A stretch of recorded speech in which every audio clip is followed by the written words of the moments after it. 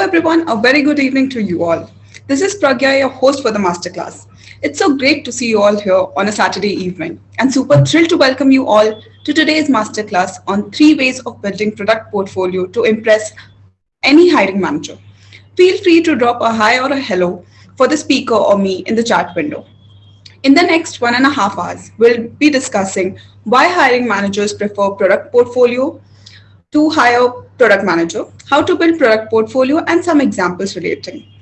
So grab a cup of coffee or notepad and let's begin with today's session. Before we start today's insightful session, let me give you a quick intro to the Institute. The Institute of Product Leadership is Asia's first business school providing accredited degree programs and certification courses in product management, product leadership, data science, design, strategy, and leadership. The university has partnered with 3 universities in India and the University of Houston in the United States. The institute was founded in 2012 with a singular mission of creating 10,000 product leaders in the country. Ever since, the organization has designed and delivered programs in collaboration with various institutes, universities, and corporates to senior working professionals to help them make career transition into product leadership. The institute has built and developed a community of over 3,000 plus alumni leading the product, data, and design teams across the world. We are also knowledge partners for 240 plus organizations worldwide. You can find out more about the institute and the programs offered on our website. Please check the chat window for the URL. And for those who have joined us via LinkedIn, please check the comment section for the URL. Folks, the postgraduate program in product management is a 11 months, 11 skills, 11 capstone learning by doing program designed by leading industry practitioners for practitioners like you who are wanting to build end-to-end global product perspectives, specializing in product management, product design, product and digital strategy, product and growth marketing, data-driven products, leadership, and new venture creation. So here's the QR code. You can scan and go to a page. Institute of Product Leadership also offers the International Certificate in Product Management, which is created and curated by industry CXOs focused on learning and career outcomes for aspiring and current product managers with many case studies, stimulations, real-life projects, and personalized coaching. So go ahead and scan the QR code to know more about the program. Here's a moment to scan the QR code.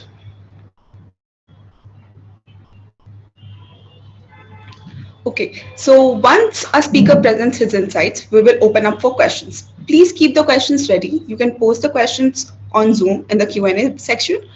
The session is being streamed live on LinkedIn, YouTube, Facebook, and Twitter. So viewers on any of these channels, please feel free to post your questions in the comments and we'll share it with the speakers. So here's some exciting news for all the attendees today. You have an opportunity to win the grant scholarship. The best asked question in session will get this reward. Please click the link in the chat window for the details. The Institute offers new age skills courses for every step of your career. Every course is built, created, and curated by industry practitioners. So without further delay, let me allow you to welcome our very distinguished and eminent speaker for today's session, Professor Pinkesh Shah. Professor Shah is a Silicon Valley executive with an overall experience of 20 plus years as a product management executive. Previously, he was a global VP of product management at McAfee for around 14 years in the US. Having played a key role in understanding how global products have been adapted to work in emerging markets, he was instrumental in starting the product management organization in McAfee, India. He is a guest faculty at several internationally reputed B schools like IIM Bangalore, Amsterdam University, and the list continues. He is also the senior faculty and director of programs at Institute of Product Leadership. Pleased to welcome you, Professor Shah. Handing over the session to you. Hey, thank you, Pragya, and hope you guys are having a lovely evening. It is an awesome morning here. Is there a way to turn the video on? I'm trying to turn it on, but it says somebody has to enable that. You can turn it on. Yeah. Awesome. Hopefully you guys can see me okay, and I would love to do the same, see the lovely faces on all the audience who's participating. So feel free to turn it on and feel free to raise hand, ask questions. Quite frankly, this is a opportunity to interact.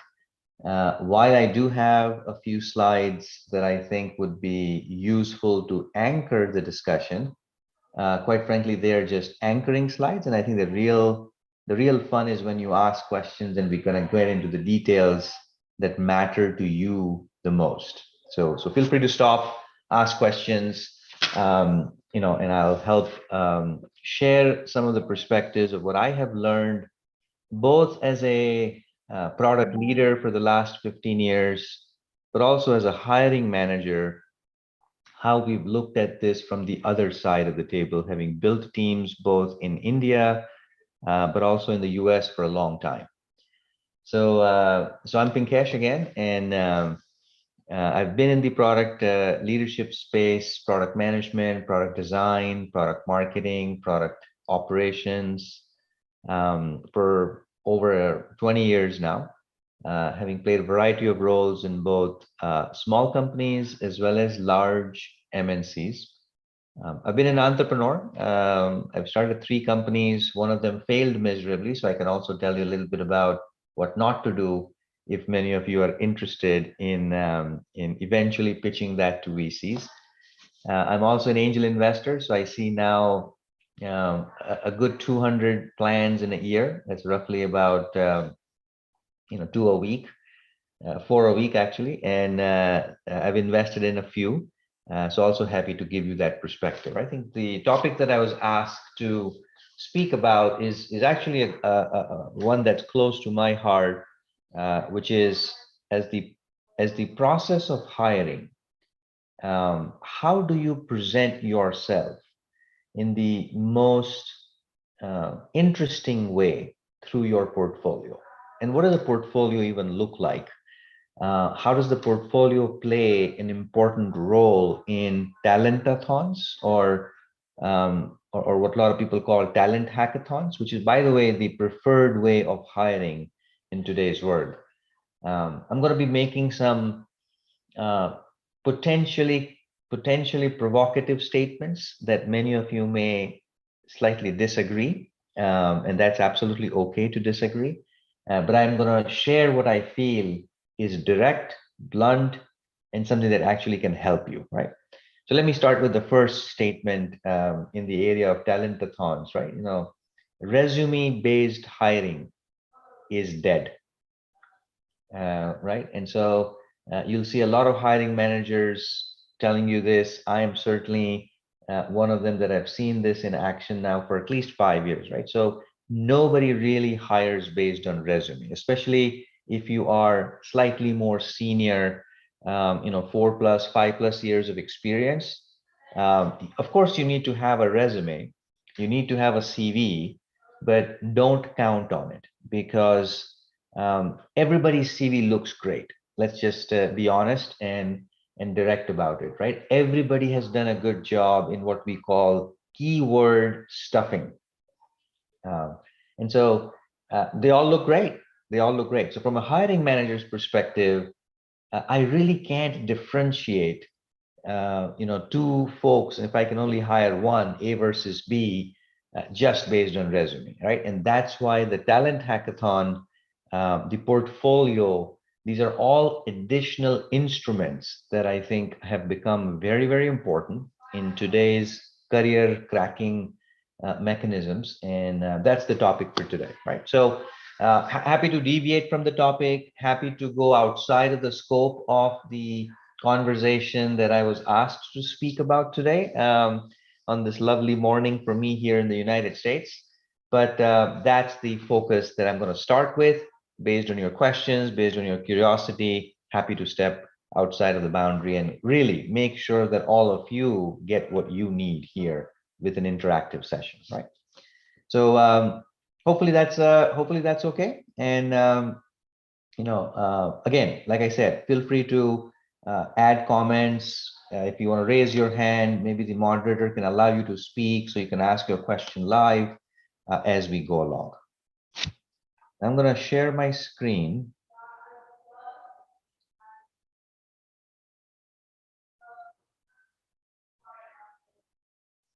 and see if you guys are able to see that.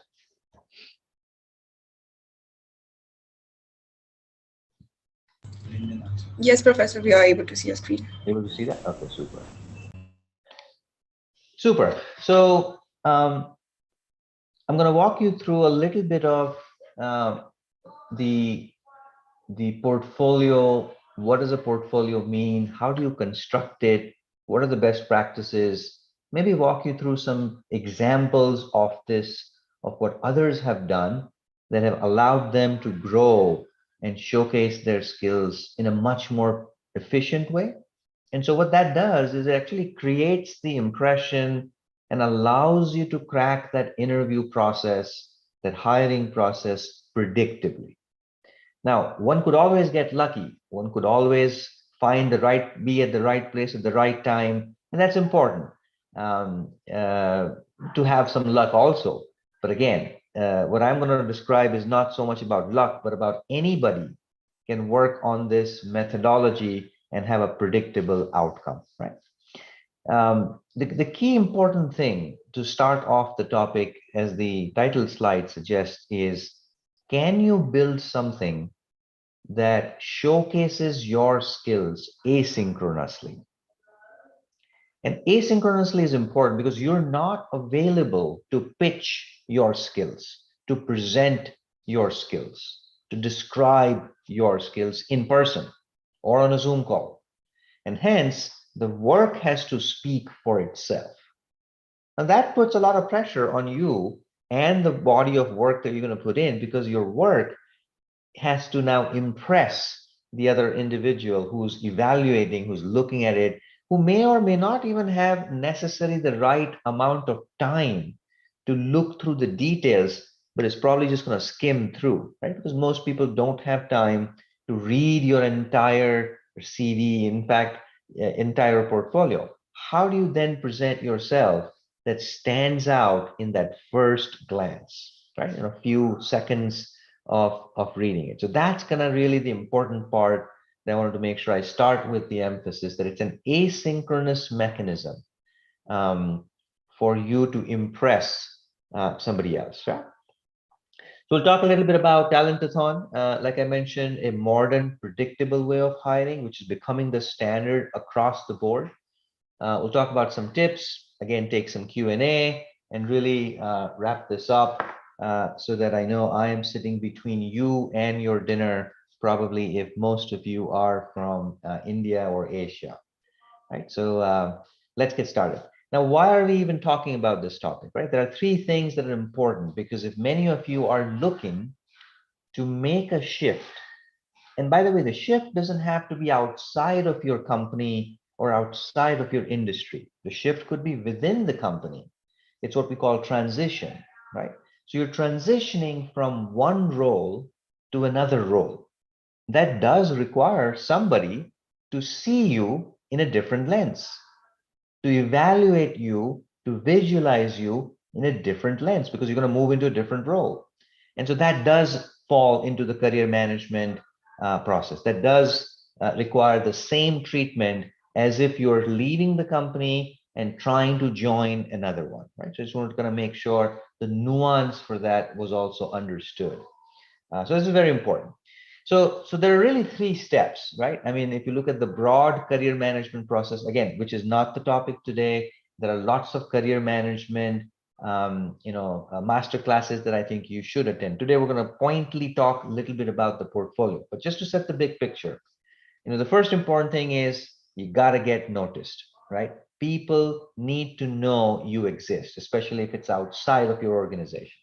Second, they really have to kind of find something of a spark in what you have said, what you have shared with them, including the portfolio and the resume, and what you are going to say in the interview.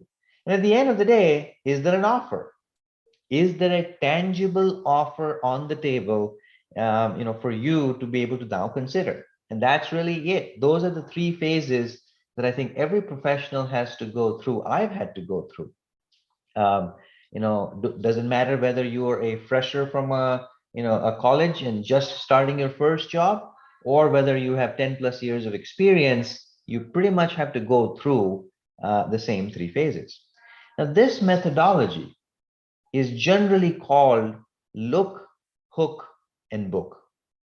And a lot of communication classes will actually teach you this. I teach a class on the art of storytelling and presentations as part of the executive MBA in the campus in Bangalore. And this is one of the most important frameworks that participants work with me on, and that I facilitate this to. How do you now create every piece of communication that has a look?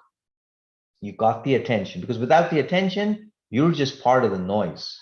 You're just part of thousands and thousands of other people who absolutely are also in line to make that shift, to make that change, trying to get the attention, but you're not standing out. So how do you get noticed, right? What's the look? What's the hook? If they saw you, if I was scanning through my audience from left to right and there are hundreds of people, I have to stop at you when I look at you. What's the hook? What is going to hook me and my attention? In today's world, attentions are hard to grab, right? As you can imagine, thanks to all the disruptive psychological phenomena happening with TikTok and WhatsApp and many other things, it is hard to get people's attention. So how do you do that? And third, is there a tangible outcome of all of this? They may like you, you may like them, but do you have an offer? And if you have an offer, how do you converge and negotiate something that is in a favorable situation for you, right? So that's really kind of the three steps. Now, if you map this out to the look, it's basically what happens kind of before your interview even starts, right? Because you have to kind of get noticed. People have to kind of call you for an interview, for a screening. Second is your hook. What are you going to do in the interview, right? If you look at from an interview centricity, now that you've got the opportunity to talk to somebody, what are you going to do to be memorable in that interview? Because remember, you only have 30 minutes to prove maybe 20 years of work that you've done, or 10 years of work that you've done. And that's a hard thing to do, by the way. That's a hard thing for everybody, no matter how senior or junior you are. How do you make your story crisp? What's your messaging? What's your jumping pointers, right? Again, a separate masterclass. How do you interview? And what do you say? What do you not say? What are the best practices? What are the turn-off points? You should definitely attend those when you get the chance to do so. And third, negotiation. Post the interview, how do you know you're going to get that job? How do you follow up? How often is often before you start becoming annoying to the hiring manager on your follow-ups? So that's pretty much it. Look, hook, and book.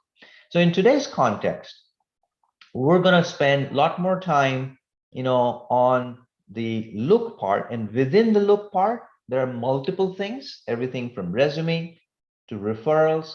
If you get a warm referral from someone, clearly it's very important. People will going to pay attention. If you have a certain degree from Stanford, MIT, IPL, ISB, right? People are going to pay attention. A certain certification that is high value, people are going to pay attention. Visual display of portfolio, we find that this is the highest contributor to grab their attention. In fact, even more than degree and certification. We've seen in the last 5 years, with again hundreds of people graduating that I've had a chance to mentor, this stands out very strongly. In my own experience as a hiring manager, this stands out very, very, very prominently. I personally don't even care what degree or certification you have. What I do care is that, yes, you went to somewhere to learn something that shows sincerity. But beyond that, you get extra 5 points. But beyond that, it's really what did you do there is more important than which brand did you go for your learning, right? And so the visual display of portfolio, very, very important. And finally, is your digital presence. When I search your name, what shows up? Do I find a bunch of blogs? Do I find good comments on LinkedIn that are insightful? Do I see any infographics that you've created? Do I see any thought leadership, TED Talks or TEDx Talks? What do I find? Very important also, all this happens before you get to the hook and before you get to the book. Right? So I just want to kind of give you the broader picture of the overall career management process, the steps involved, and then within that is look, and then within that is the portfolio, which is where we're going to go deep dive and spend some time, right? Hopefully this makes sense. I sometimes I like these environments when I'm talking to a bunch of people in a group, and I know there's like a couple hundred folks right now, but I also don't like this in some sense because I don't get the visceral feedback from people on how is it going. So if you're still alive and listening, put in a chat box a little bit about, does this make sense? Before I deep dive into the portfolio part, any questions?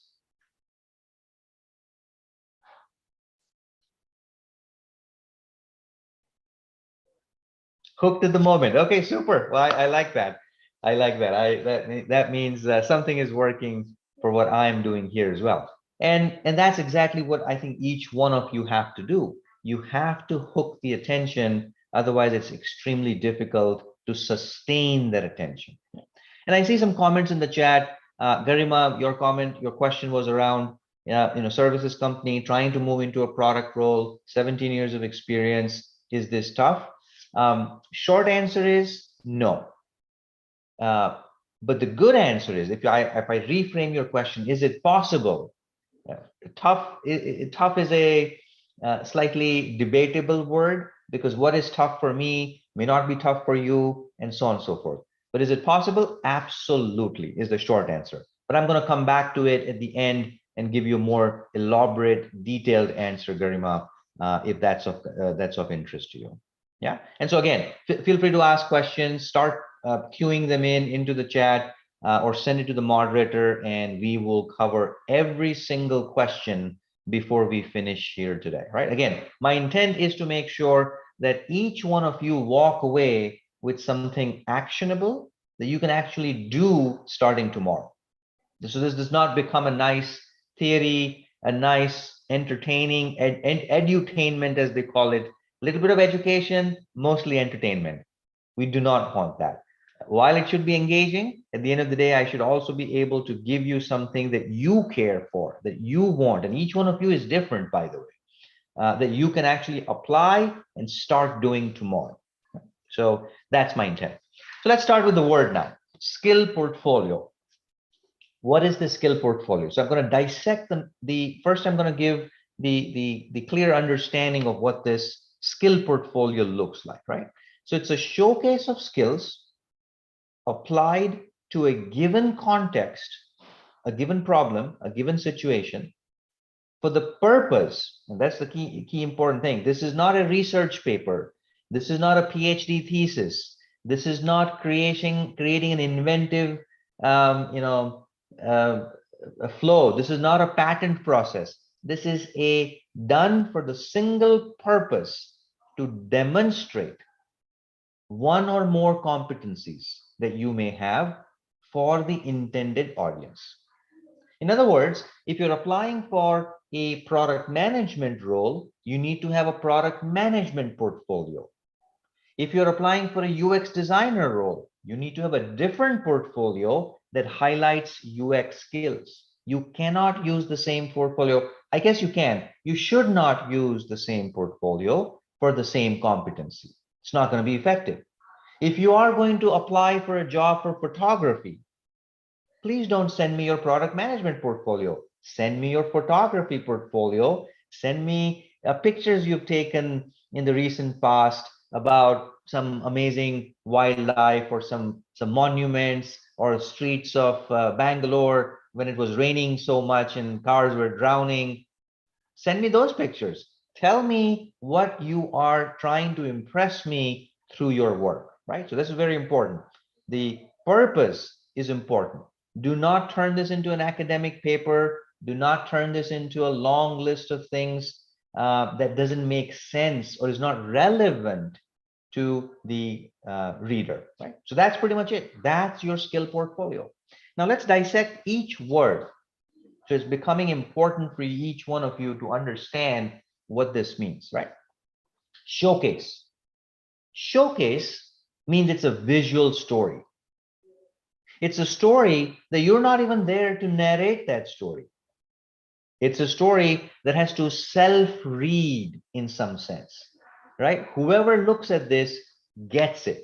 It's like reading a storybook, like a kid's storybook where you have some pictures, some text, some pictures, some text, and the story just evolves. Even if nobody is communicating the story, narrating the story, it still becomes easy for somebody to follow. Right? So I always use this example that kids storybooks are actually a great example of how easy to understand your portfolio should be. It's a visual story. Now, it could take the forms of a PDF, it could take the forms of a PowerPoint or a keynote or a Prezi. These days, a lot of people are using Prezi. I don't know if you guys have used this. It's an amazing tool, Prezi,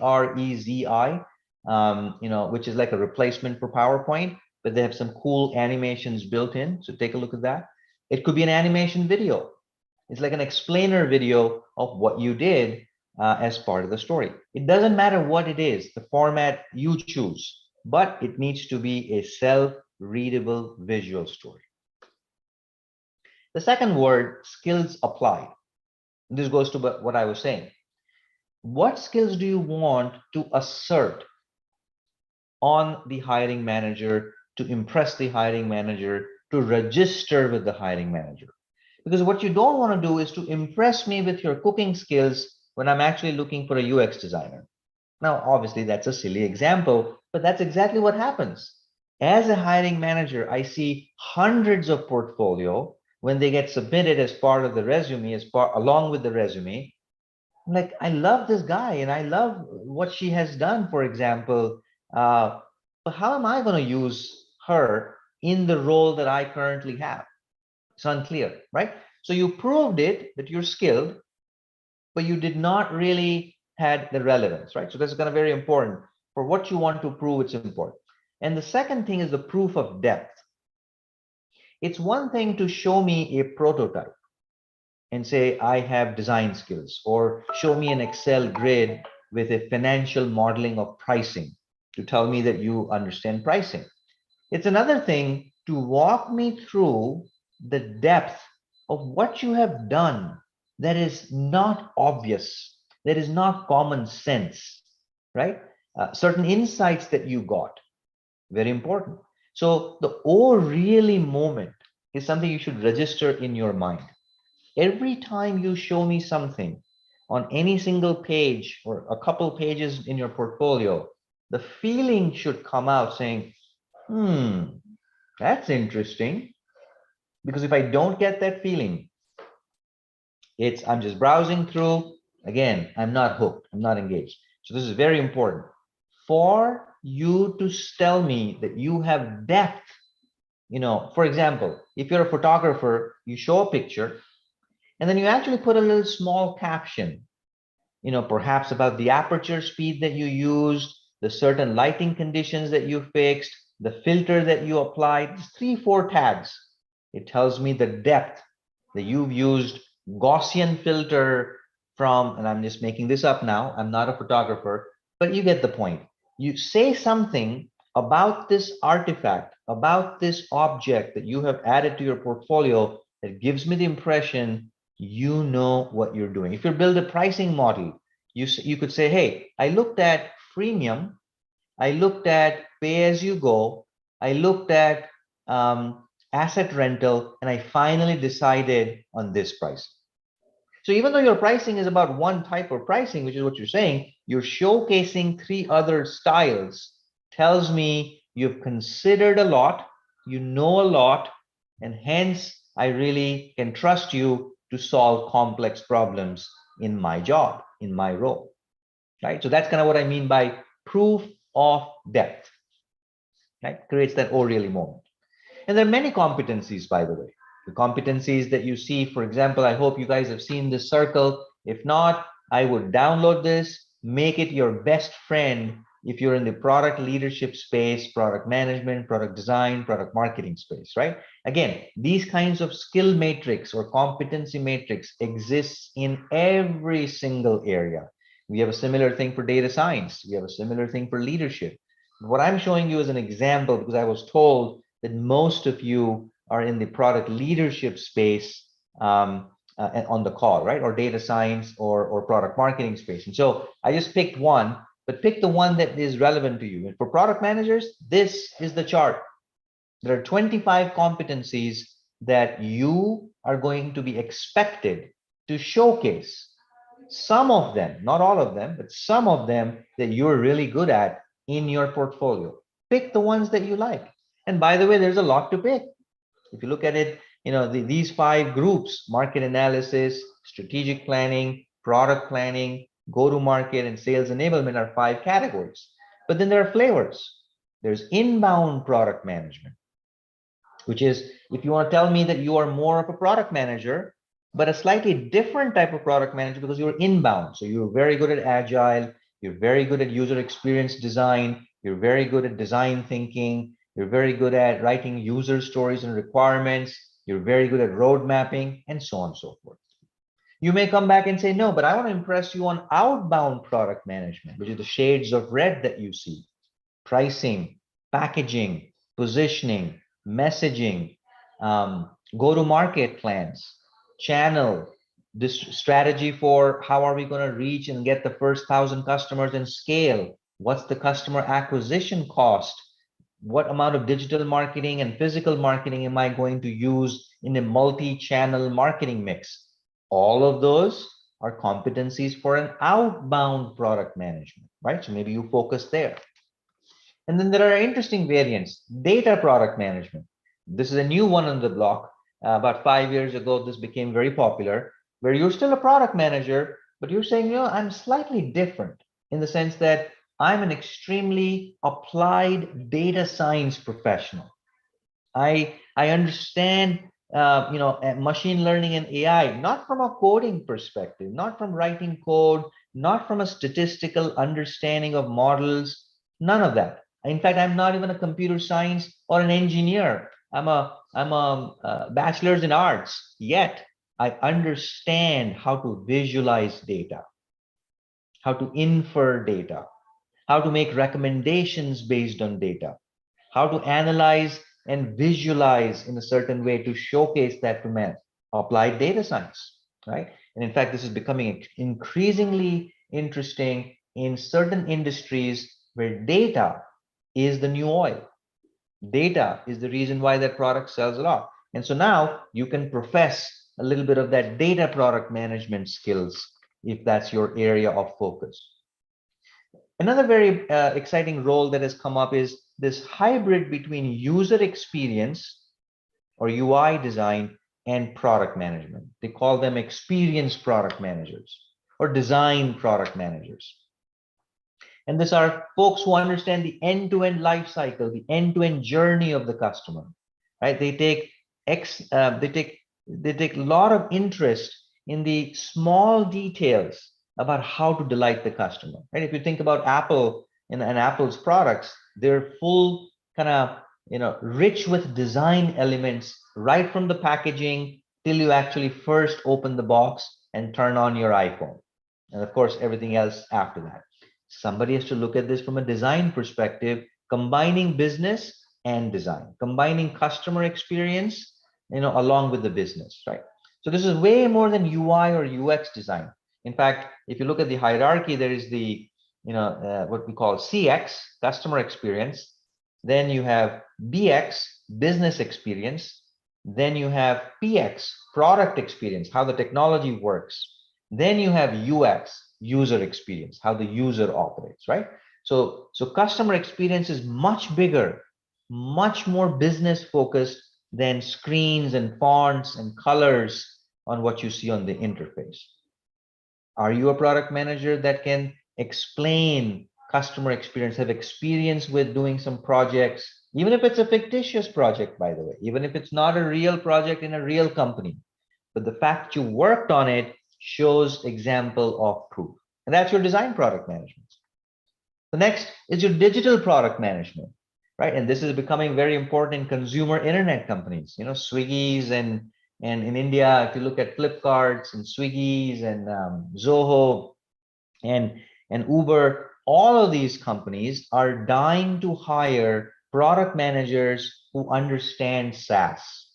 software as a service, who understand cloud-based software and the management of users on it, who understand analytics, looking at digital data to figure out what customers are doing, because again, a lot of it is self-service. There is no sales force selling, right? Just like B2B, this is, this is a lot more digital. Again, that's a digital product management nuance, platform product management, and so on, so on, right? Without getting into too much details, the point is you need to figure out which competencies you want to be seen as. You can't be seen as I know everything, right? If you say I know everything, most likely, there are exceptions, but most likely I'm going to walk away thinking as a hiring manager, this guy is a butter knife, right? He's a knife, but he's not going to cut anything.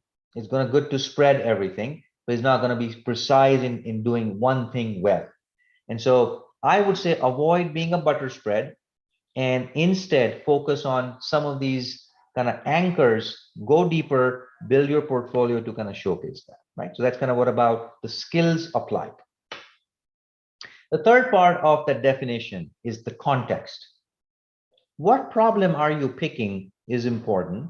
What's the problem context? And ideally, we want you to find a problem. For example, one of the portfolio that I saw very recently from one of my students in India, he created an entirely different checkout experience for Swiggy on how to order a biryani. As simple as that. And his view is, if you follow these steps, it's going to save $4.5 million for Swiggy if you actually do this type of checkout, because there's less friction. Customers are going to love it. They're not going to fall off, because what happens in an e-commerce app, right? You generally browse, you look at the biryani, you think you want it, you add it to the cart, but you don't check it out. You don't check out, you don't pay.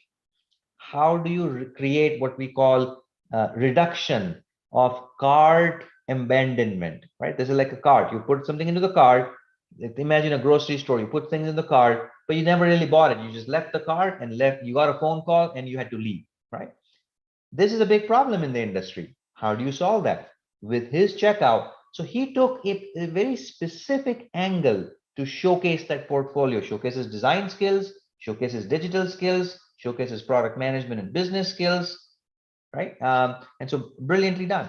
You can choose any problem context. You don't need permission from Swiggy to go build this, by the way, right? This is your own, opinion on how to do it.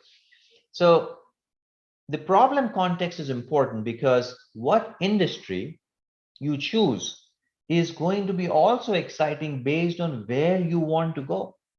Let's say you are going back to Garima's question. Let's say you were in Cognizant, or you were in Infosys or Wipro or Accenture. You were in a services company, and you wanted to kind of move into a fintech company like a Paytm or Chase, or pick your favorite. It is better to pick a project. It is better to pick an idea. It's better to pick a context in the fintech space, because now it shows me that even though your resume does not have fintech as an experience, your portfolio tells me that you've thought about it, you understand the space, you've looked at the competition, you've looked at the surface players, and here's what you're recommending, right? So very strong anchor, very strong recommendation for me to try and pick a problem, if you can, in the area that you want to impress, in the industry that you eventually want to move. The second is, do you want to choose a B2B problem context, right? B2B meaning you're selling to enterprises, you're building a router, and router gets sold to companies. Or is it B2C? You're like a Flipkart selling to individuals who are coming and buying. Or are you trying to do B2B2C, which means you sell to businesses so that businesses can then sell to their consumers, right? All these are choices. Think about it and choose wisely is the point here, right? From a context perspective. And then it's all about demonstrating. It's all about showcasing. In some case, it's a show off, right? In some sense, you may want to amplify that you really know this stuff. You've got it. You've got it. You know how to show this. You have the depth. You may not have it in the work experience in your resume because you've not been given a chance to work on it. But you took this project, You learn what you learn, you've applied that to this context, to this problem, and now you are able to demonstrate. That's it. That's pretty much what a skill portfolio looks like. Right? Hopefully I've given you enough context by dissecting every single word so that you can construct the picture of what this portfolio thing really is. Why is it important? I already explained to you. Without a portfolio, your chances of making that, cracking that interview is probably, less than 30%. In other words, your chance of cracking the interview goes up by 70% if you have a portfolio. Now, I'm not saying that you have to always have a portfolio. If one of you says, look, my resume looks great and I can speak well and I'm very, very well networked, I know everybody there is to know, maybe you don't need a portfolio. But I'm telling you, if you're not one of those folks, you definitely need a portfolio because it improves the odds by 70%, is as high as 70%, as we have seen with our participants, right? So I'm going to pause there and see if there are any questions. Let me see if I can take a few, right? Okay, so I'm going to the Q&A tab for those of you who put things. Do you give the slide? Yes, the slides will be available, to you. It's an anonymous attendee, so I don't know how to send you those slides, but if you register that with Pragya or somebody at the Institute, make a request and I will make those slides available for you. Okay, the next one is this going to be recorded and can you share the recording? I think the answer is yes, Pragya, right? Is that right? Yes, it's still live on LinkedIn, Twitter, and it will be available on our YouTube channel as well. So I'll be That's sharing the so link with the them. recording will be available. In fact, there are hundreds of recordings that we have over time, multiple faculty from all around the world have shared their best practices. I strongly encourage, and I don't think does it cost anything? I think it's free. I think so. It's really open for anyone to browse. You do not have to be registered as a student anywhere. The interest is for us to build the ecosystem, right? So feel free to go and get that. I have one from Favor, which says, I have a background in English language and I want to transition into product management. I've taken some courses in product management and currently enrolled to learn product design. Am I on the right path? Yeah, you're on the right path. Product design is an ingredient to product management, right? So it is not the full product management, but it's a nice important ingredient. My recommendation is if your goal is to become a product manager, then invest more time and energy in learning product management. Again, design is a subset of it, it's a small element of that, but you probably want to learn and focus a lot more on product management. But you're definitely on the right path, and wish you the best. I think the fact that you've started on it itself is important. And I always say this to all of my mentees. A lot of time, and this is true for me, by the way, we're all humans, and we're all at some times subject of what I call inertia. So until somebody tells us, until the right time comes in, until somebody pushes us, until something bad happens, some catalyst that forces us to get off our seats and do something, we usually don't. We usually don't. I want to go to the gym every day. I made a pledge to myself. I'm only doing twice a week right now. And that too, when somebody reminds me. So this is very normal for all of us, right? For most people. The fact that you have started doing something, you're already in the top 5 percentile. Top 5% of the people in this world are actually in that bucket who are doing something. So don't worry about whether it's the right direction or not. Change the direction slightly to go to product management from design, but you're definitely doing it. And many of you who've been thinking and analyzing, my message to you is get started. Get started now, because the world, the way we are seeing today, and the way people are upskilling and reskilling, it's going to be in a fiercely competitive world. It already is, but in the near future, it's going to be a very, very fiercely competitive world. And we don't want you to be left behind, right? So, okay, so good. So the next one is from Shrikar. How can someone showcase their proof of depth on portfolio coming from arts background and then shift it to UI UX design? Again, proof of depth is in terms of, and I'm going to walk you through some frameworks and examples, right? For design, you could show, that you looked at 4 different ways of doing information architecture. You looked at the hamburger menu, you looked at this top flat lateral thing, you looked at this, that, whatever, and finally you arrived at this. Maybe show some paper sketches on whatever you did.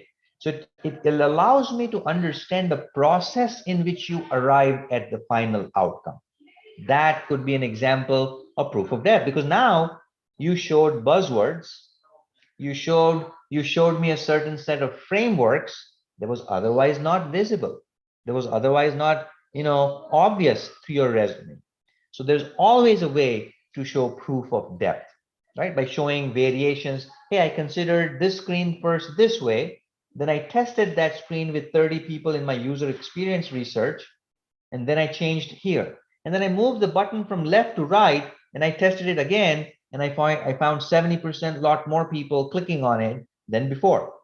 Now, what does that tell me? It tells me not just that you're a designer, you think from a user empathy perspective, you think from a user research perspective. So you're giving me depth, you're giving me dimensions on how you think through your portfolio, right? So it's quite possible, Shrikar, to do that. And not just for design, even though Shrikar's question is on design, this is true for just about every possible skill that you can think of.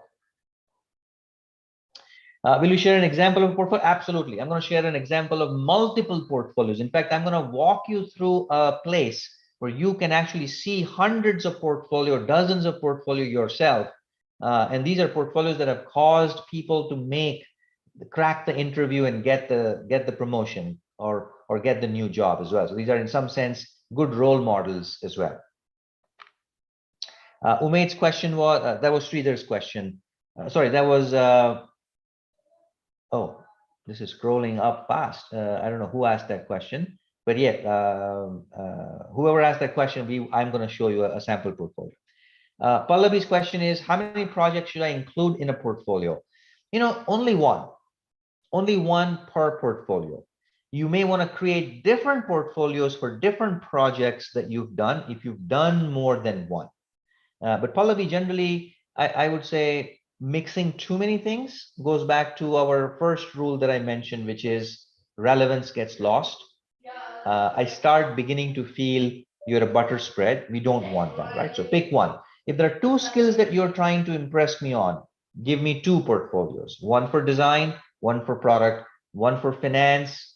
And again, when I say product, they're all product related, but one is pricing and packaging of the product, and second is the marketing and messaging of the product. So you're still a product manager, but you're giving me 2 specific portfolios, right? So I would say pick one for one context per portfolio. How to brand a portfolio? I'm not sure, Sridhar, I understand your question. How to brand a portfolio? I mean, the brand is not the portfolio. The brand is you. You're building your brand through the portfolio. So don't try to popularize the portfolio unless you're a graphics designer trying to get a job and get paid on the portfolio itself, which most of you probably are not on this call thinking that way. But no, so this is not about branding the portfolio. This is about branding you through the portfolio. So post it on your LinkedIn profile, on your homepage, right? Share it with every single resume, attach along with your resume, right? So those are the kind of things. In fact, that's Umaid's question as well. How do you attach? Well, just like a PDF, you attach the resume and you say, by the way, for your perusal, I've also attached, Mr. Hiring Manager, this portfolio that hopefully you will like and will give you a sense for what I have done in this area of ABC. So it's just a or if it's a link, if it's not a PDF, just send me a link. If you've created your own website, there are one-page websites available for $5 or free. Build one and put your stuff there. If you're working at in fact, I know the institute maintains a portfolio pages for all of its students, right? So I'm going to show you a couple of them as well. So that could be a great place. You don't even have to worry about website and all. Upload your portfolio, and then the hundreds and thousands of people who are visiting the website for the institute goes and looks at your portfolio, you get noticed, right? That's one other high traffic way to showcase. Let's see. Can you show a sample portfolio? Yep, I'm going to show the sample portfolio now. Tausif says, hi Pinkesh, thanks for explaining the process on how to build. I'm currently a product designer with 2 years of experience. I want to transition to PM, but I don't know when would be the right time for it. Oh, this is easy. Tausif, the right time is now. The right time is tomorrow. Seriously, I'm not trying to make you feel good or give you this marketing caption. Seriously, the right time is tomorrow. And I tell you why. When you are in the 0 to 5 years of experience, your opportunities are 4x more than the moment you cross 5 years of experience. It's just a pyramid, right? It's like a pyramid of opportunities, right? So the base of the pyramid, the number of product management opportunities in India, especially, is like probably 3x more in that band, the 0 to 5. If you have 2 years of experience and you're thinking of product management, now is the time to absolutely start working on it.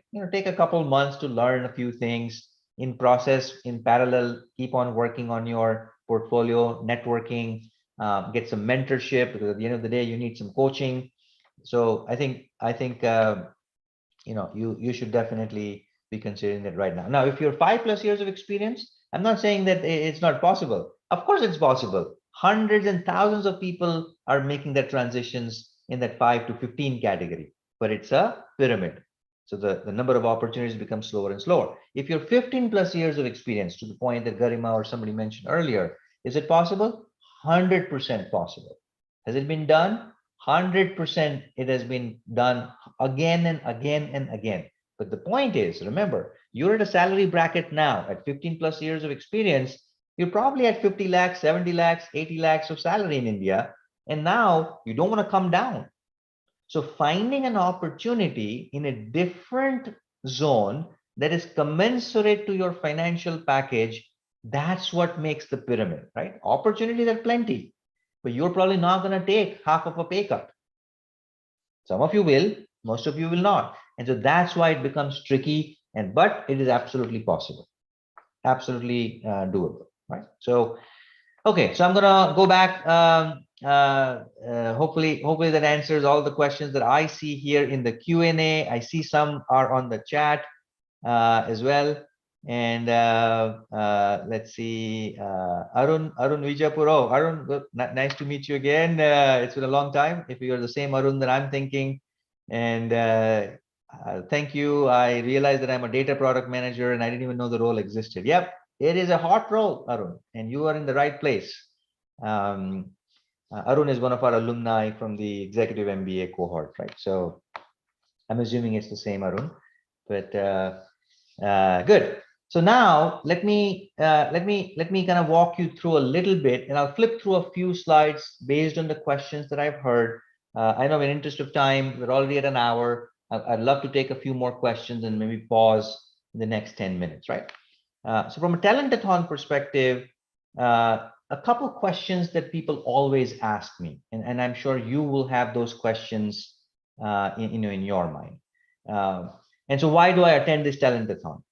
Again, the simple fact is that demonstrable skills weigh 80% more in the decision making than just the resume. Because resume is declaration of skills, right? Whereas the portfolio is demonstration of skills, right? So just in a quick through, how much time should I spend? Okay, we'll talk about the Talentathon a little later. I'm not keen to participate. Should I still participate? Absolutely. Don't worry about whether this job role is right for you or not.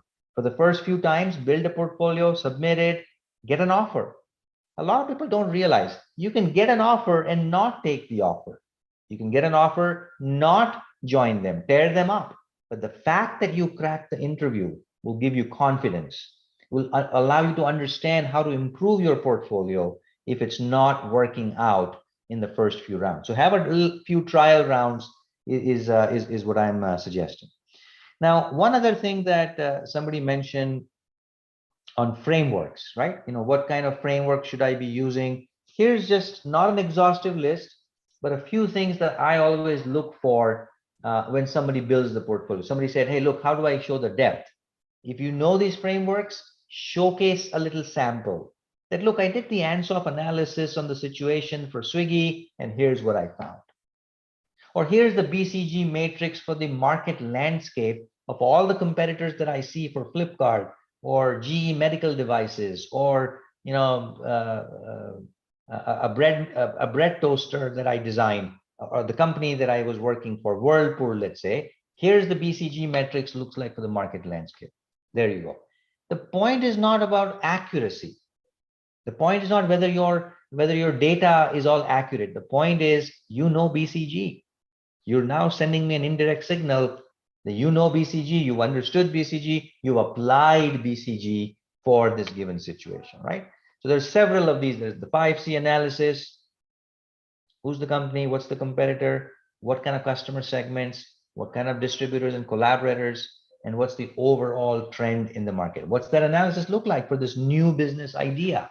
Somebody was showing me a portfolio where they were building, in this case, the student was building a COVID nasal spray, right? So a nasal spray that apparently prevents COVID by just kind of spraying into your nose.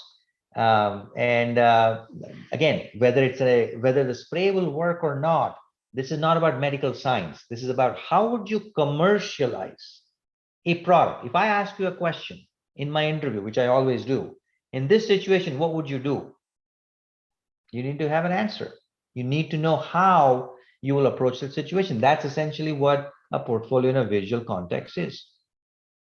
If it's a startup, if it's a new product like this nasal spray, right? I don't know if this nasal spray exists or not, but I thought it was a pretty novel idea. How would you get the first 1,000 customers? Do you sell it to people who have COVID? Do you sell it to the people who are relatives of COVID, of someone who had COVID? You sell to people who've never had COVID? These are important choices.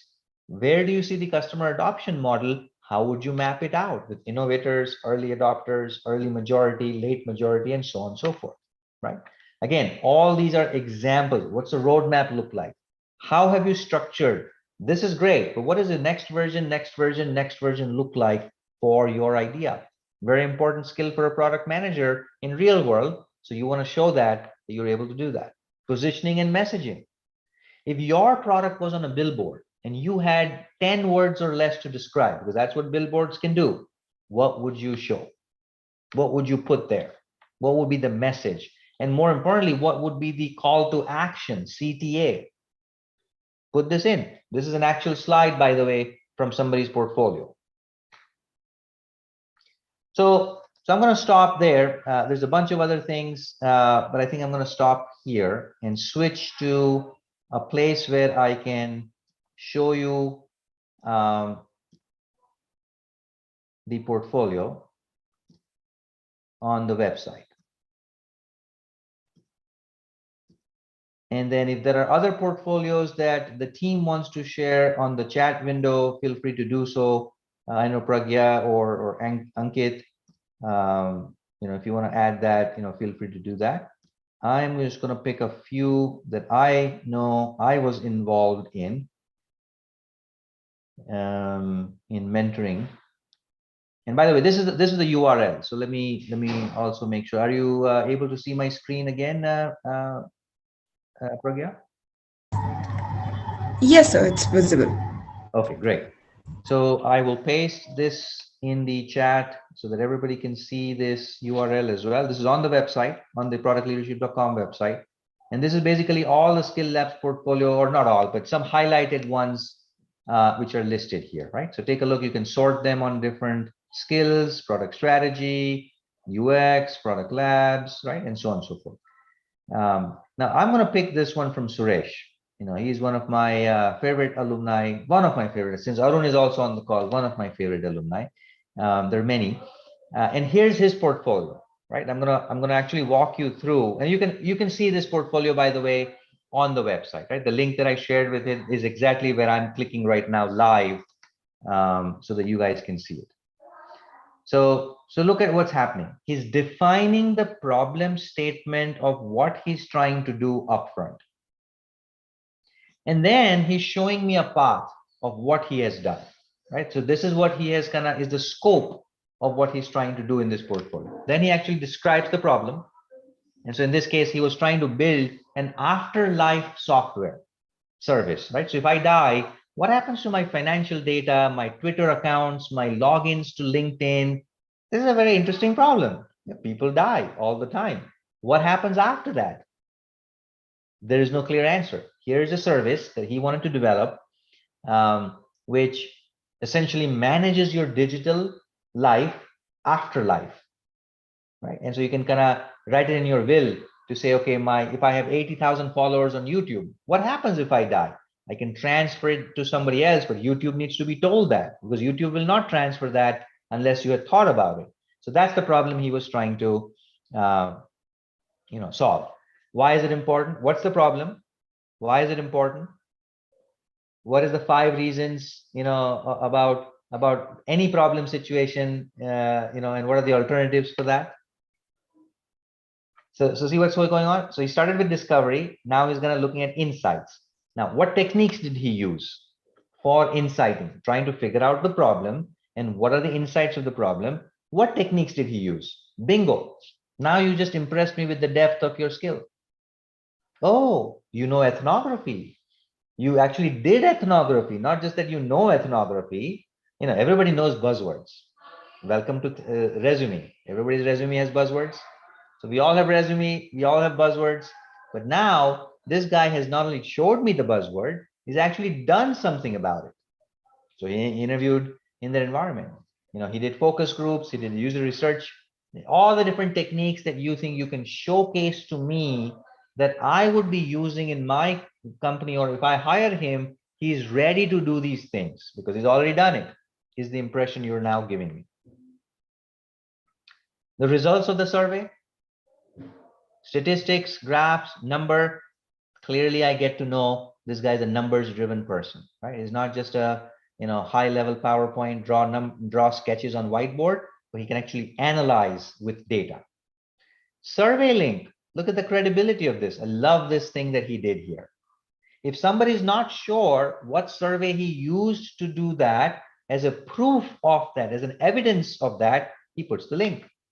So anybody can actually click on it. Those who have extra time, if I'm a hiring manager that I really got interested, I'm going to click on it and actually see the real questionnaire that he developed to ask those 35 people, 34 people, right, on whatever the responses were.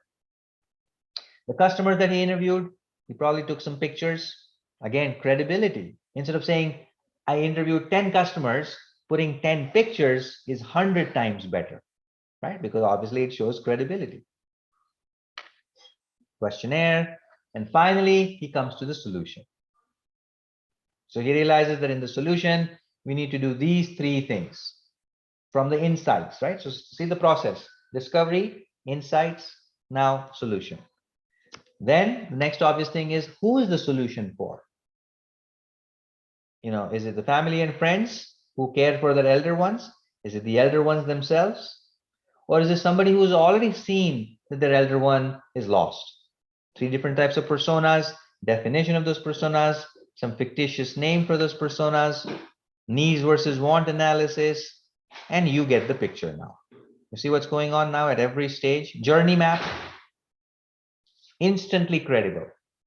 What does the emotional journey map look like for this persona called Maltesh, who's a retired bank officer, across the entire awareness to site lending, to product discovery, to payment? Is he feeling good or is he feeling not so good? Right? Is the kind of curve that you're seeing there. Empathy map, right? So I'm going to skip all the personas. He did it for 3 personas. So he's showing all 3, depth of detail. Now he's trying to show you the sketch of the ideas. Look at that. All the different things that he noodled, he thought about, he worked on. Not that I can make any sense out of these scratchbook notepads, but the fact that tells me he has a systematic way of thinking that led to a potentially good prototype. And that's where the prototype starts happening here, which are again paper sketches. So he tested those low fidelity prototypes and mock-ups.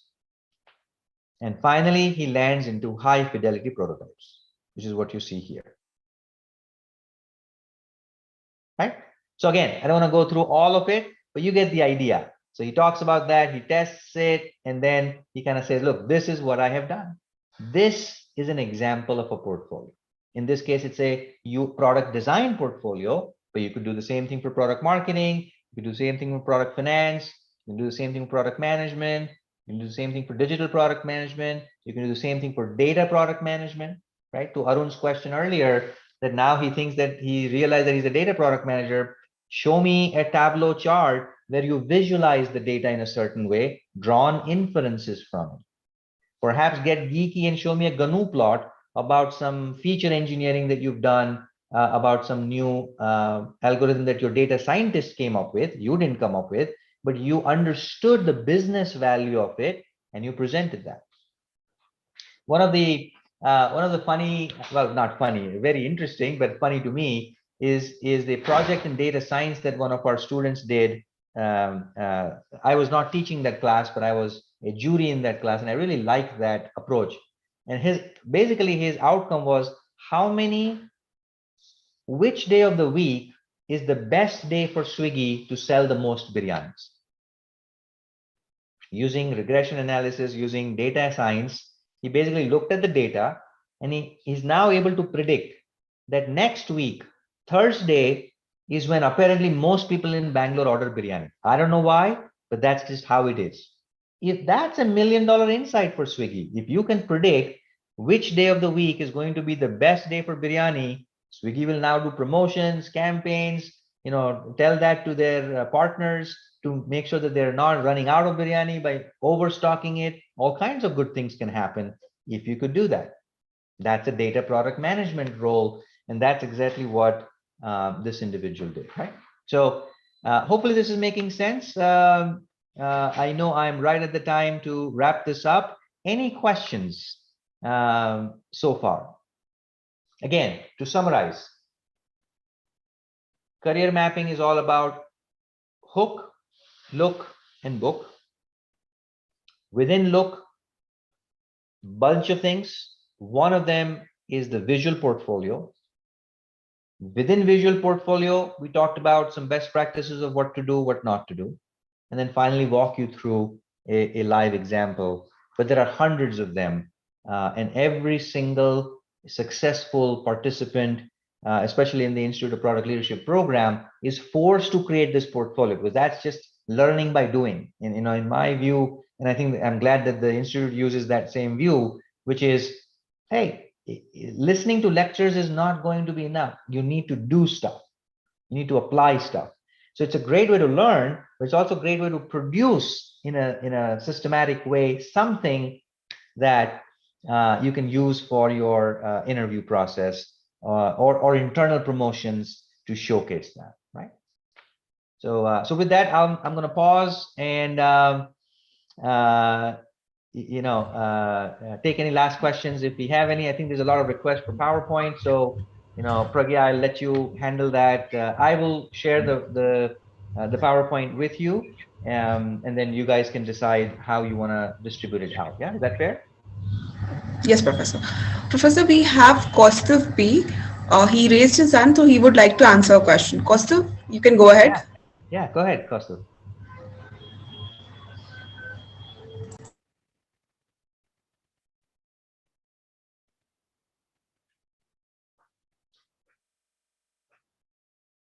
As they would say in a radio jockey, Kaustav, you're on air now.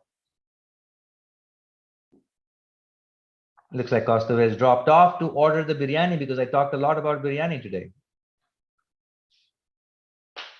And it's dinner time. That's fine. Kaustav can send me the question later. I'm happy to. So we have few questions in the Q&A window. The first question is from Shrikar N. What platform should we use to post our portfolios in? Oh, I mean, portfolios can be posted literally on any specific portal that you think is publicly accessible, right? Like if you're doing a design thing, Dribble is pretty good. If you're doing it, you know, best solution to me, in my opinion, is create a one-page website. You know, by going to GoDaddy.com, just pick a name, either your name or if your name is taken already, and you're too late to book a domain under your name, just my 16-year-old just created one last week, you know, kavnisha.com or puja.design, and you know, these are literally $5 investment. And so best thing to do is use one of those, upload your files, make it presentable. There are existing templates. You don't have to know HTML, you don't have to do coding, just drag and drop. That's fine. Or LinkedIn, just attach a link on LinkedIn to that Google Drive or that PDF. And you want to put your portfolio where A, it's highly accessible, and B, it is high traffic. You want natural attention to fall because of the high traffic. If you're an IPL alumni, definitely put it on the IPL website. There are thousands of people visiting every hour. Now will have a chance to see that as well. I hope that answers the question, Shrikar. So, moving on to the next question, we have Garima Singh. Should I know how to create a high fidelity design as a PM? No, you do not. I mean, it's good if you do, but that's not the expectation, right? As a hiring manager, my expectation is you should be able to understand the end-to-end flow and give the instructions to the UX team to go develop the necessary prototypes if you don't have the interest or the hands-on knowledge to do so. So that's absolutely fine. You're not expected to open up Figma or you know, Azure or InVision and start, you know, drawing out perfect pixels. Absolutely not necessary. However, if some of you, I mean, Garima's answer is Garima's answer, but for the rest of you, if some of you already know that, it certainly helps because now you can be faster. There's no dependency on somebody. And so tomorrow morning, you're presenting to the boss, instead of showing a PowerPoint, you're actually going to show the late evening prototype that you build on Figma and impress the heck out of people saying, oh, wow, visually, this is how the flow, this is how you're thinking the user is going to log on, go to this report, change the policy, run this diagnostic, and finally get this outcome, right? Whatever that flow might be. But short answer is, Garima, no, you're not expected to do so. That's why we have UI design team, UX design teams to do that. And since Garima, you asked the earlier question, also, I think I may have answered it by this time already, which is absolutely possible. Services to product is in fact the most popular transition that is happening right now in India. Most popular. The reason is because there's so many people in services space, right? And just from a traditional IT of India, most of them were in the services space. The product space only started 5 years ago in a prominent way. So there's a huge, like thousands and thousands, in fact, roughly 1.2 million professionals in India who are somehow in that services space are now systematically making that transition, and we have hundreds of our alumni who've successfully done that. So if you want to talk to somebody, you should reach out to the team, and they will connect you to somebody to talk to, because sometimes it helps to talk to somebody who's done it before, and that will give you the confidence as well. So, Parshuram says that he loved that afterlife example. So, what could be a framework for resource managers? And you also mentioned something sounding like ERAS. What was that? I don't know if I said something about Iraz. Prezi, maybe? Did I say Prezi? Yeah, Prezi, Prezi. So Prezi is a, and you can Google search Prezi, you'll figure out what it is. It's basically like PowerPoint. It allows you to build a animated way of storytelling with your slides, right? So that's probably what you may have heard it as Prezi, Prezi. Yeah, the afterlife example is awesome. By the way, you should be surprised the kind of examples, the kind of ideas that students, and I say students, I mean, obviously there are many of them are working professionals, most of them are, but what they come up with during the brainstorming of the class in the idea generation is just phenomenal. I mean, these are real $100 million startups. It's a different story that many of these people are not going to go build these companies, and that's not the intent either. The intent to pick a subject is to apply all of the things you've learned. This is not about starting a company. Remember, the purpose is not to start a company in this context, is not to create a deck for a VC that's fundable. It's a demonstrable show off in some sense, demonstrable showcase, to be more using positive words, for the hiring manager. That's what that is. Right? So portfolio is very important in that sense. Let's move on to the other question from Nikhil.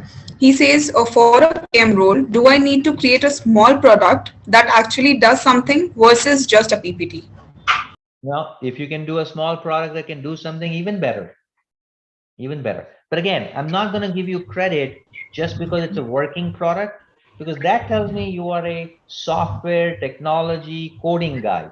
I'm not evaluating you for coding. So I may not give you any extra marks just because you have a working product, but great. If you can do it, even better. So we have one more question from Dharmendra. He says domain expertise matters irrespective of we are in development, testing, support to switch to product management or flourish in PLM area. Is your question, does domain expertise matter?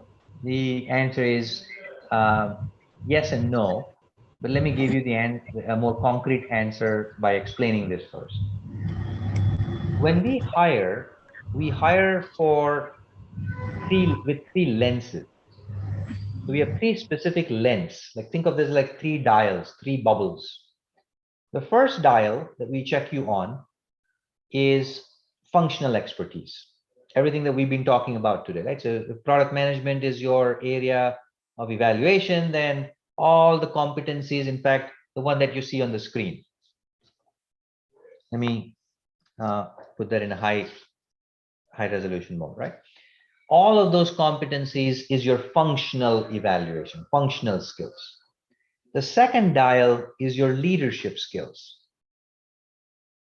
which means how do you speak, communicate, how do you manage conflict, how do you lead by influence, all of that. Very, very important. The third is your domain expertise. And so domain expertise is an important lens. However, in many cases, the hiring manager will put the appropriate weights, the appropriate weightage on each one. So in many cases, I have put the weightage as 70%, 20%, 10%, which means domain is important, but it's only 10% important. There are times when the same hiring manager, me, have put in 50, 25, 25. Why? Because in that team, the rest of the team is weak on that domain. So I want that product manager who I'm hiring to bring some domain expertise with him, right? So in that sense, it is important, but it's not critical. Hopefully that makes sense, Dharmendra. So we have a last question from Tosif. What are some deliverables that I should put in the inbound PM portfolio? The deliverables are just look at the sky blue on this grid and little bit of the dark blue. So most of the sky blue, the product, when I say sky blue, let me make sure that everybody understands this colors is the same way I do. Product planning, the product planning section that you see here, that's where you want to double down. Road mapping, agile, requirements, user stories, prototyping, design thinking, a lot of these is where you want to focus on. And a little bit of the dark blue. So this customer validation, competitive analysis, I think would be very important. Yeah. Professor, your PPT was not visible. PPT is not visible. I'm sharing it right now. Can you reshare it? I will do that right now.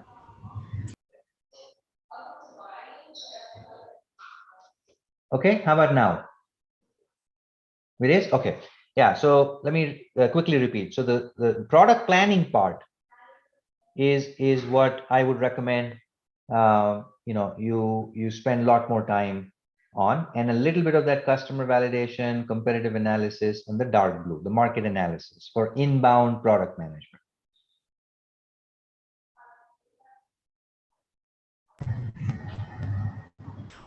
Yeah. Okay. Well, I think we're just out of time. Hey, it was fantastic to interact with all of you. I know you have you have a awesome career path ahead of you. So I wish you the very best in pursuing that. Happy to help. If you have some questions, feel free to set up a quick, one-on-one with any faculty member here. I certainly would be happy to do that. Given time constraints that I'm in the U.S., we may have to adjust it, but happy to have a quick one-on-one. But like I said earlier, get started on the journey is more important than constantly analyzing, evaluating. Paralysis by analysis does not help in today's world, and you have to reinvest in yourself. That's pretty much, I mean, I do this myself. After 15 years of product management experience as an SVP, as a VP, doesn't matter. There's so many new things that keep on coming. I need to sharpen the saw myself. I would say, rethink how you are doing things right now. Rethink, how you want to continuously learn and invest while you are earning. You want to be continuously learning as well, because you don't want to stop anything and then just do a reset. Usually it's very dangerous to do that, right? Some people will do it, but not for everyone. So while you're still in the role, while you're still in the job, you can continuously invest your weekends and evenings to sharpen the saw. So that would be my recommendation, right? And wish you all the very best. Thank you, Professor. Before we end today's session, can you please select your favorite questions so we can reward them with the Grant Scholarship? That's hard. We have so many good questions here. So any of your favorite questions? Yeah, let's see. I'm just going through the list. Professor picks up his favorite question. Audience, this recording of the session will be live on our YouTube channel. It will be available with various other recordings and videos. You can access them on our YouTube channel, on LinkedIn and Twitter as well.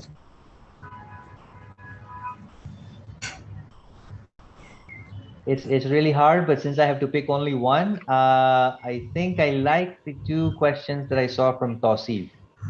Very pointed, very direct, very specific to what we need to do tomorrow, and that's what I really like. And that's the reason I'm picking this. They're all good questions, but the urgency of learning this last hour of whatever we talked about, how do I apply that tomorrow, is the mindset that I think all of you need to fall into, right? Let's go with Tausif. So congratulations, Tausif. Our team will get in touch with you with the details. So it was a very insightful session, and thank you, audience, for joining in, and do share your feedback and stay safe. Happy weekend. Bye-bye.